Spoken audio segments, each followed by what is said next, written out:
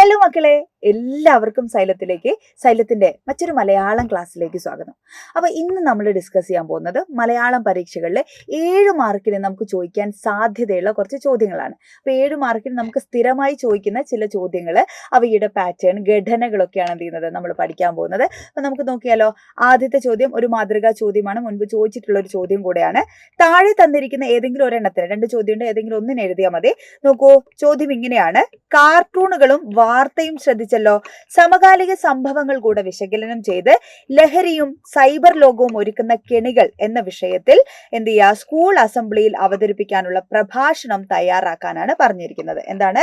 പ്രഭാഷണം തയ്യാറാക്കാനാണ് പറഞ്ഞിരിക്കുന്നത്. അപ്പോൾ ഇവിടെ പ്രഭാഷണം ചോദിക്കുന്ന സന്ദർഭങ്ങളിൽ എന്ത് ചെയ്യണം, നമ്മൾ മുന്നിലിരിക്കുന്ന ആളുകളോട് നമ്മൾ സംസാരിക്കണം. നമ്മൾ കുറേ ആളുകൾ നമ്മുടെ മുമ്പിലുണ്ട്. അപ്പൊ ചോദ്യത്തിൽ എന്തുകൂടെ തന്നിട്ടുണ്ട്? സ്കൂൾ അസംബ്ലിയിലാണ് അല്ലെ. അപ്പൊ സ്കൂളിലാണ് എന്ത് ചെയ്യുന്നത്, ഈ ഒരു പ്രഭാഷണം നമ്മൾ അവതരിപ്പിക്കേണ്ടത്. അപ്പൊ നമ്മൾ എന്ത് ചെയ്യണം?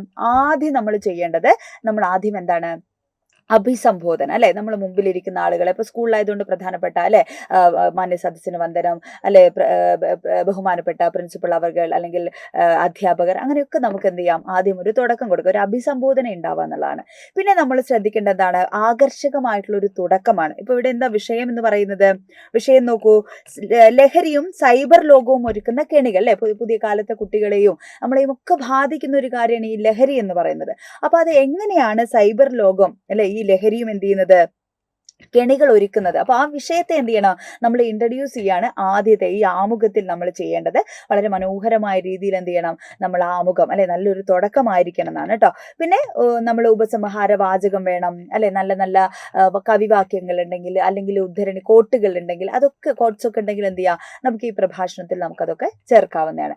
അവസാനം നമ്മൾ എന്ത് ചെയ്യണം, ഒരു നന്ദി നമസ്കാരമൊക്കെ പറയണം. അതിനു മുമ്പ് അത് കൺക്ലൂഡ് ചെയ്യണം. ആ നിഗമനത്തിൽ എന്താണ്, നമ്മൾക്ക് അല്ലെ ആ വിഷയത്തെ കുറിച്ചുള്ള നമ്മുടെ അഭിപ്രായം കൂടി എന്താണ് നമ്മൾ എഴുതാൻ ശ്രമിക്കേണ്ടതാണ്. രണ്ടാമത്തെ ചോദ്യം ഇവിടെ തന്നിട്ടുള്ളത്: പ്രകൃതിയിൽ നിന്നും എടുത്താൽ മതിയോ, കൊടുക്കുകയും വേണ്ടേ? മുകളിൽ തന്നിരിക്കുന്ന പ്രസ്താവനയും കുരുവിയും കാട്ടുതീയും കൊച്ചുദേവദാരു എന്നീ പാഠഭാഗങ്ങളിലെ ആശയവും വിശകലനം ചെയ്ത് പ്രകൃതിയോടുണ്ടാവേണ്ട മനോഭാവം എന്ന വിഷയത്തിൽ എന്ത് ചെയ്യുക, ഉപന്യാസം തയ്യാറാക്കുക. അപ്പൊ ഉപന്യാസം തയ്യാറാക്കുമ്പോഴും നമുക്ക് വളരെ അല്ലെ ശ്രദ്ധിക്കേണ്ട കാര്യം എന്ന് പറയുന്നത് അതിന്റെ ഘടന തന്നെയാണ്. ഉപന്യാസത്തിലും എന്താണ്, നമ്മൾ ആദ്യം എഴുതേണ്ട എന്താണ്, ആമുഖമാണ് അല്ലെ, ഇൻട്രൊഡക്ഷൻ ആണ്. എന്താണോ നമുക്ക് കിട്ടിയിരിക്കുന്ന വിഷയം, അതിനെ നമ്മൾ പരിചയപ്പെടുത്തുന്നു. ആ വിഷയത്തിന് പാഠഭാഗവുമായിട്ട് ബന്ധമുണ്ടെങ്കിൽ എന്താണ്, ആ പാഠഭാഗത്തെ കുറിച്ച് നമ്മൾ അല്ലെ 1-2 സെന്റൻസ് നമ്മൾ എഴുതുക. പിന്നെ രണ്ടാമത് നമ്മൾ ശ്രദ്ധിക്കേണ്ട ഘടനയിൽ വരുന്ന എന്താണ്, അതിന്റെ പ്രതിപാദ്യ വിഷയമാണ്. എന്തൊക്കെയാണ് അതിൽ പാരഗ്രാഫ് ഖണ്ഡികൾ തിരിച്ചിട്ട് എന്ത് ചെയ്യണം, നമ്മൾ ഉപവിഷയങ്ങളായിട്ട് അല്ലെ ഈ വിഷയവുമായി ബന്ധപ്പെടുന്ന അല്ലെ, എന്താണ് വിഷയം എന്ന് പറയുന്നത്, പ്രകൃതിയോട് ഉണ്ടാവേണ്ട മനോഭാവമാണ്. അപ്പൊ പ്രകൃതിയുമായിട്ട് എന്താണ്, ഏത് രീതിയിലാണ് നമ്മൾ അല്ലെ പോകേണ്ടത് അല്ലെ, എന്തൊക്കെയാണ് പ്രകൃതിക്ക് മനുഷ്യൻ ചെയ്യുന്ന എന്താ പറയുക, പ്രകൃതിക്ക് മേലെയുള്ള വെല്ലുവിളികൾ, എന്തൊക്കെ കാര്യങ്ങളാണ് പ്രകൃതിയോട് ചെയ്യുന്നത്, അങ്ങനെയൊക്കെ എഴുതാം. ഇതൊക്കെ മാറ്റാൻ വേണ്ടിയിട്ട് എന്താണ്, നമുക്ക് എന്തൊക്കെ കാര്യങ്ങൾ ചെയ്യണം. അപ്പോൾ അതിന്റെ എന്താ പറയുക, ഗുണവും എഴുതാം, ദോഷവശങ്ങളും ഒക്കെ എഴുതിയിട്ട് അല്ലെ, അതിന്റെ അങ്ങനെയുള്ള കാര്യങ്ങളൊക്കെ എഴുതിയിട്ടാണ് എന്ത് ചെയ്യേണ്ടത്, നമ്മൾ അല്ലെ ഈ ഒരു പ്രതിപാദ്യ വിഷയം അല്ലെ, നമ്മുടെ രണ്ടാമത്തെ ഈ പാരഗ്രാഫ് തിരിച്ചെഴുതുന്ന കാര്യങ്ങൾ നമ്മൾ ഡീറ്റെയിൽ ആയിട്ട് എന്ത് ചെയ്യണം, എഴുതാൻ ശ്രദ്ധിക്കണം. മൂന്നാമത്തത് നിഗമനമാണ്, അതായത് കൺക്ലൂഷനാണ്. ഉപന്യാസത്തെ എന്ത് ചെയ്യാണ്, നമ്മൾ അവസാനിപ്പിക്കുകയാണ്. അപ്പൊ നമ്മൾ കണ്ടെത്തിയിട്ടുള്ള നിഗമനം, അതോടൊപ്പം നമുക്ക് ആ വിഷയത്തെക്കുറിച്ചുള്ള നമ്മുടെ അഭിപ്രായം, ഇതൊക്കെ എവിടെ എഴുതാം, നമുക്ക് ഈ ഒരു കൺക്ലൂഷനിൽ നമുക്ക് എഴുതാമെന്നുള്ളതാണ്. ഓക്കെ, അപ്പൊ ഇത്രയുമാണ് നമ്മൾ ഉപന്യാസം എഴുതുമ്പോൾ നമ്മൾ ശ്രദ്ധിക്കേണ്ട കാര്യം. അടുത്ത ഒരു ചോദ്യം ഇവിടെ തന്നെന്താണ്, ഒപ്പം ഇടിക്കുന്നത് എന്ന കവിതയ്ക്ക് ഒരു ആസ്വാദനക്കുറിപ്പ് തയ്യാറാക്കുക. അപ്പൊ ആസ്വാദനക്കുറിപ്പ് എഴുതുക എന്ന് പറയുമ്പോൾ നിങ്ങൾക്ക് അറിയാലോ, ഒരു കവിത അല്ലെ, ഇതിപ്പോ നമുക്ക് അറിയാവുന്ന കവിതയാണ്. അപ്പൊ ഒപ്പം പിടിക്കുന്നതെന്ന് പറയുന്ന കവിത എഴുതിയത് ആരാണ്, എന്താണ് ആ കവിതയുടെ പ്രത്യേകതകൾ അല്ലെ, അതിൽ കാവ്യാത്മകമായ പ്രത്യേകതകളുണ്ടോ, ദ്വിതീയാക്ഷര പ്രാസമുണ്ടോ, അന്ത്യാക്ഷര പ്രാസം വരുന്നുണ്ടോ, ആദ്യാക്ഷര പ്രാസം വരുന്നുണ്ടോ, പ്രയോഗങ്ങൾ വരുന്നുണ്ടോ, അതേപോലെ വാക്കുകളുടെ പ്രത്യേകമായിട്ടുള്ള വാക്കുകളുണ്ടോ, അങ്ങനെ മൊത്തത്തിൽ എന്ത് ചെയ്യണം, ആ കവിതയെക്കുറിച്ചുള്ള A to Z കാര്യങ്ങൾ നമ്മൾ ആസ്വാദനക്കുറിപ്പിൽ എഴുതണം. നല്ല മനോഹരമായിട്ടുള്ള ഭാഷയിൽ നല്ല പദങ്ങളൊക്കെ ഉപയോഗിച്ചിട്ടാണ് എഴുതേണ്ടത്. അതേപോലെ എന്താണ്, ഇതേപോലെ വ്യാകരണപരമായിട്ടുള്ള കാവ്യപരമായിട്ടുള്ള സവിശേഷതകൾ എഴുതുക. നമ്മൾക്ക് ആ ഒരു ആസ്വാദനക്കുറിപ്പ് എങ്ങനെയാണ് അല്ലെ അനുഭവപ്പെട്ടത്, എന്താണ് നമുക്ക് അതിനെക്കുറിച്ചുള്ള അഭിപ്രായം എന്നുള്ളത് എന്തിൽ എഴുതാം, ആസ്വാദനക്കുറിപ്പിൽ നമുക്ക് എഴുതാം. അപ്പൊ മലയാള സെക്കൻഡിൽ നമുക്ക് പലപ്പോഴും എന്താണ്, പാഠഭാഗത്തിന്റെ ഉള്ളിലുള്ള കൃതികളാണ് ആസ്വാദനക്കുറിപ്പിന് തരാറുള്ളത്. അടുത്തൊരു ചോദ്യം: താഴെ പറയുന്ന ഏതെങ്കിലും ഒരു വിഷയത്തിൽ നിങ്ങളുടെ സുഹൃത്തിന് എന്ത് ചെയ്യുക, ഒരു കത്ത് തയ്യാറാക്കാനാണ് പറഞ്ഞത്.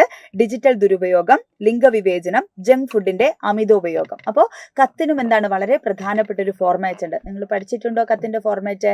അപ്പൊ നമുക്ക് നാളെ അല്ലെ ഒരു മെഗാ മാരത്തോൺ ലൈവുമായിട്ട് ടീച്ചർ വരുന്നുണ്ട്. അപ്പൊ ആ ലൈവുകളിൽ എന്ത് ചെയ്യണം, നമുക്ക് ഈ പറയുന്ന ചോദ്യമാതൃകൾ, ഇത് കൂടാതെ ഒരുപാട് ചോദ്യങ്ങൾ നമുക്ക് ചെയ്യാനുണ്ട്. പത്രവാർത്തകൾ ചിലപ്പോൾ ചോദിക്കാം, അല്ലെ അതേപോലെ എന്താണ് പ്രസംഗം ചോദിക്കാം, മുഖപ്രസംഗം ചോദിക്കാം. അപ്പൊ ഇതൊക്കെ എന്താണ് നമുക്ക് ലൈവുകളിൽ നമുക്ക് സെറ്റാക്കി എടുക്കണം. അതോടൊപ്പം തന്നെ അല്ലെ നമ്മുടെ പാഠഭാഗത്തിന്റെ എല്ലാ പാഠഭാഗത്തിനും 9ഓളം പാഠഭാഗങ്ങളാണ്. അതുകൂടാതെ ഒരുപാട് ഉപപാഠങ്ങളും നമുക്ക് പഠിക്കാനുണ്ട്.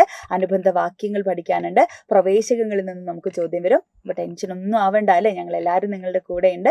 അടിപൊളിയായിട്ട് എന്ത് ചെയ്യണം, ലൈവുകളിൽ നമുക്ക് ബാക്കി പാഠഭാഗങ്ങളൊക്കെ സെറ്റ് ആക്കണം. ഓക്കെ, അപ്പൊ ഇത്രയും കാര്യങ്ങൾ പഠിച്ചു വെക്കുക. മാക്സിമം നിങ്ങളുടെ ഫ്രണ്ട്സിന് ഈ ഒരു വീഡിയോയുടെ ലിങ്ക് അയച്ചു കൊടുക്കുക. നിങ്ങൾക്ക് ഇനി ഏതെങ്കിലുമൊക്കെ ഡൗട്ട് ഉണ്ട്, ഏതെങ്കിലുമൊക്കെ പാഠം വേണം, അല്ലെങ്കിൽ വ്യാകരണ ചോദ്യങ്ങളൊക്കെ സംശയം ഉണ്ടെങ്കിൽ മക്കൾ ഈ ഒരു വീഡിയോയുടെ താഴെ കമന്റ് ചെയ്യുക. ടീച്ചർക്ക് അതനുസരിച്ച് എന്ത് ചെയ്യാൻ പറ്റുന്നു, ഇങ്ങനെ കുഞ്ഞു കുഞ്ഞു വീഡിയോ ആയിട്ട് ചെയ്തു തരാൻ പറ്റും. എല്ലാവരും അടിപൊളിയായിട്ടിരിക്കുക, ടെക്സ്റ്റ് ബുക്കൊക്കെ നന്നായിട്ട് വായിക്കുക. നമുക്ക് വീണ്ടും കാണാം. ബൈ.